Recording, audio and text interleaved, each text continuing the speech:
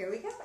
I first came to Dr. Allman as a TMJ patient, and we got the TMJ issues really well worked out, virtually no neck or jaw pain, but the fatigue was always an issue. I always had huge fatigue and have had a lot of fatigue for years and years and years, and gone to many, many doctors and not really gotten any answers for the fatigue. And Dr. Allman told me he was sure that I had sleep apnea. We made a bet for, you love it, cookies. The bet was that yes, I did have sleep apnea, and if I didn't, I win. And if I did, Dr. Allman was the winner, and I owed him 8 dozen chocolate chip cookies. And this was November of last year. And I said, well, that's okay. I'll take care of it after Christmas. I'll go. And I was told, no, you won't wait. You're going to go now. So within a few days, I had a call from the sleep center. And I went into the sleep center and had my sleep study. And I really didn't believe. I mean, I always slept well, always woke up exhausted, but I didn't remember being awake all night. But I had the sleep study and got the results of the sleep study and was pretty well shocked that I had very, very little REM sleep. And I had brachytachy syndrome. I'd had 8 tachycardias throughout the night. And so I definitely had a problem. I have high blood pressure, which has been an issue in the past, which was probably the sleep apnea. Most likely it's looking like that.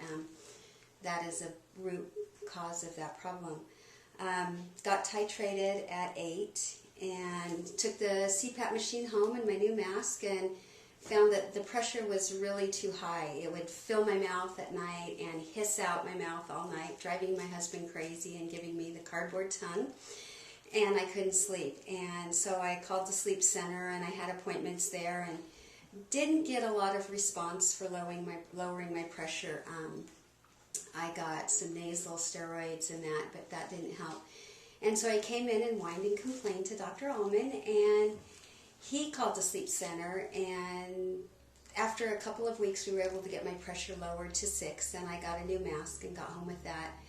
And I sleep through the night beautifully. I feel rested when I wake up. I don't have the mental fog that I had before or the fatigue. My energy is very even throughout the day. And it's really nice to be able to mentally function. I teach school and I have to juggle a lot of balls at one time, and I was dropping quite a few balls through that mental fatigue and ending up with a lot of work to take home because I couldn't manage it all during the day. And I told him recently that it just kind of felt now like sensory overload, because now that I'm so much more mentally awake, there are a lot of things I see that I haven't been doing for the last couple of years that have been neglected, and projects and things I'd like to do that now I feel like I can do, and my poor husband's honey-do list is now really, really long. But I feel great, and I have sleep apnea, and I'm just very lucky that I had a good advocate, and I'm getting the proper treatment now.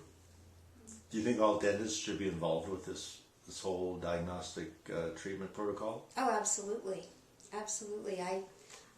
I'd gone to a lot of dentists, and for years the same dentist and a second dentist, and nobody really put that all together for me.